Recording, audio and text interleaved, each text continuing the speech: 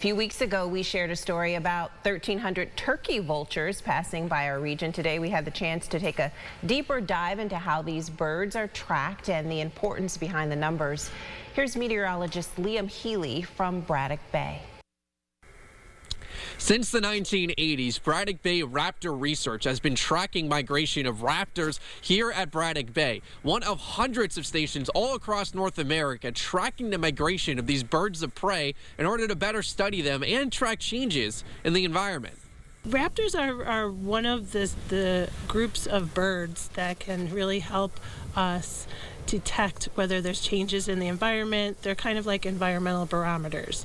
Because they're predators at the top of the food chain, they are good indicators of how healthy ecosystems are in general. Dana Ford has been with the Braddock Bay Raptor Research since the early 90s. Now serving as the president, she has been able to track patterns in the populations of the raptors for a few decades. On the good side of things, bald eagles are been doing wonderfully. They've made a huge comeback over the last few decades. But there's others that are being looked at more closely, like the sharp-shinned hawk.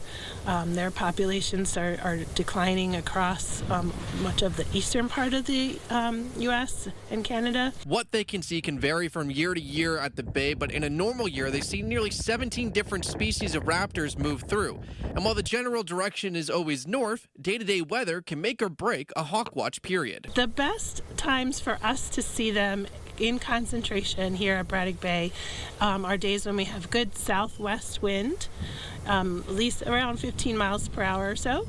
That's what pushes them up against the lakeshore and gets them more concentrated in this spot, because they don't fly across Lake Ontario. They're going around the Great Lakes, sticking to the land where they can get thermals to help them get lift, to help them save energy. Reporting from Braddock Bay, Liam Healy, News 8.